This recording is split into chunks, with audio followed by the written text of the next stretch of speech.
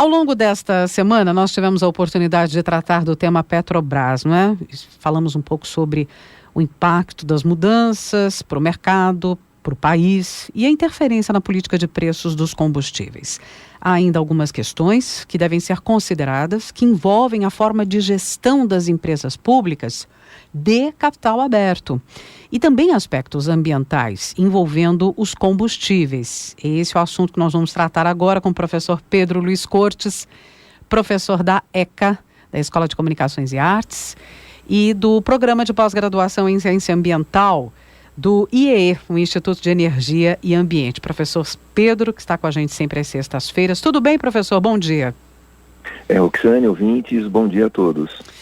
O assunto foi Petrobras nesta semana, então vamos à primeira questão, como resolver esse impasse que leva, professor, o governo a interferir nos preços dos combustíveis fósseis praticados pela Petrobras, quando a gente sabe que tem aí um componente internacional, de mercado internacional muito forte, né?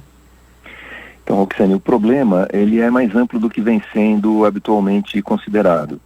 Na gestão de empresas públicas de capital aberto, como é o caso da Petrobras, configura-se o chamado conflito de agência, que é uma divergência de interesses entre acionistas e o gestor, que no caso é o governo. O governo, como maior acionista e gestor, ele deve priorizar o retorno sobre o investimento dos demais acionistas. Dessa forma, quando a Petrobras ela pratica preços internacionais para o petróleo e os seus derivados, ela está buscando proteger o interesse dos demais acionistas, como ocorre em qualquer organização privada.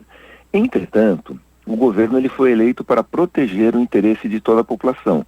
E isso, em geral, não coincide com o interesse dos acionistas. Então, vejamos, quando a Petrobras ela aumenta o preço dos combustíveis, ela está preservando o interesse dos acionistas.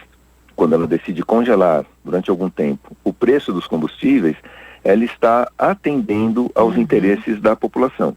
Esse é um assunto que deveria ser, no meu entendimento, mais amplamente discutido, procurando estabelecer um modelo de gestão que reduzisse ou mesmo evitasse esse tipo de conflito. E, no meu entendimento, isso não passa por uma renúncia fiscal, como o governo vem sinalizando, ou seja, ele abrir mão de determinados impostos numa tentativa de manter o preço do óleo diesel em patamares mais baixos, pois o caixa do governo está muito baixo e a dívida pública está muito elevada. Quer dizer, qual interesse vem primeiro, não é? Agora, como é que fica a questão, professor, nesse cenário aqui do Brasil, como é que fica o etanol nesse cenário? Então, Roxane, os biocombustíveis, né, com destaque para o etanol, eles poderiam ser uma alternativa à oscilação internacional da cotação de petróleos e derivados. E ainda tem uma relevância ambiental muito grande, porque basicamente quando você queima um biocombustível, você está eliminando o CO2 na atmosfera, e o CO2 ele é um gás de efeito estufa muito importante. Entretanto, com o plantio da próxima safra, esse CO2 ele é recapturado, né, por fotossíntese e retirado da atmosfera. Então você estabelece praticamente um circuito fechado.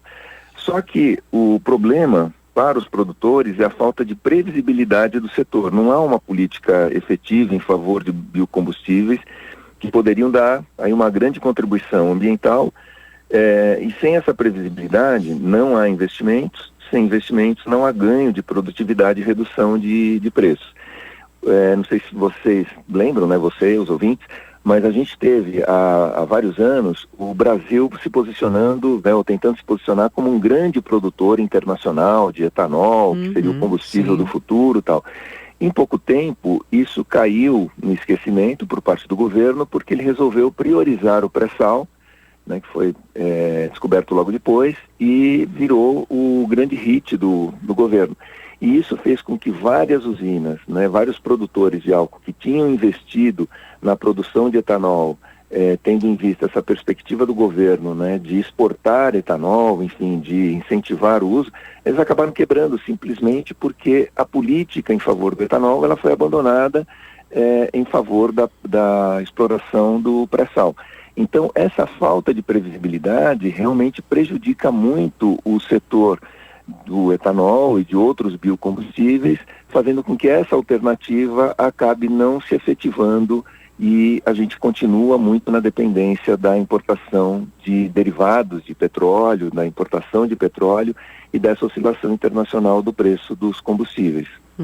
Professor Pedro, bom, a mudança está aí, vai acontecer, né, no dia 20 de março, houve sim interferência do governo, porque, como o senhor explicou aqui, né, há dois interesses, um inclusive do próprio governo que é o principal acionista. Então, qual é o futuro da Petrobras nesse cenário?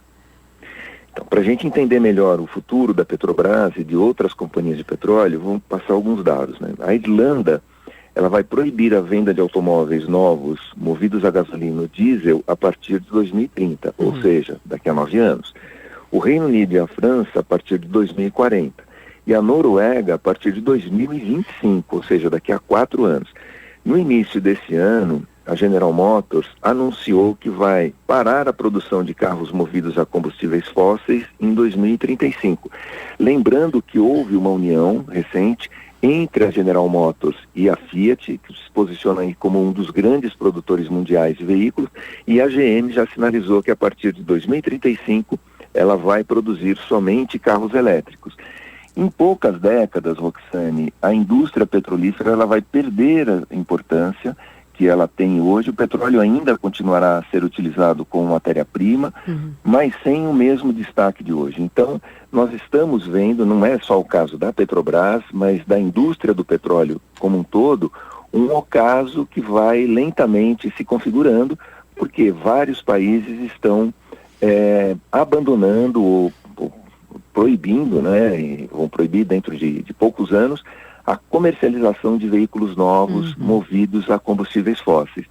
Enfim, as discussões envolvendo a Petrobras e a Eletrobras, por exemplo, e o futuro da nossa matriz energética em diversos setores e as políticas de preço, elas são muito mais amplas e profundas do que a gente tem visto em geral, porque envolve não só essa questão do conflito de interesse nas estatais, ou seja, vai priorizar quem? A população, vai priorizar os acionistas, como é que vamos conciliar esses interesses que muitas vezes são conflitantes, envolve uma mudança de padrão de matriz energética no mundo, que está priorizando, por exemplo, o uso do carro elétrico.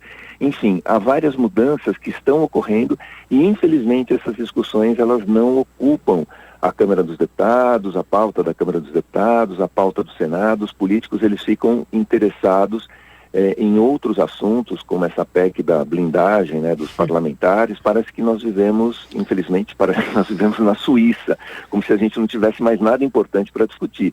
E outros assuntos que são fundamentais acabam sendo relegados aí, não a um segundo plano, mas a um terceiro, quarto plano, infelizmente. Mas por tudo que está posto, você explicou em detalhes, o Brasil vai ter que encarar essas mudanças e buscar alternativas. Não tem outro caminho, né? Vamos acompanhar. E alternativa nós temos, é o caso dos biocombustíveis, mas é uma alternativa que não se realiza, né? Exatamente, professor. Professor Pedro Luiz Cortes, da ECA, do Programa de Pós-Graduação do Instituto de Energia e Ambiente, com a gente sempre às sextas. Você pode acompanhar nossas conversas, publicamos no nosso portal Jornal da USP e também no canal do YouTube. O Ambiente é nosso meio, pode ir lá acompanhar e compartilhar. Professor, muito obrigada e até a próxima semana. Eu que agradeço, uma boa semana a todos.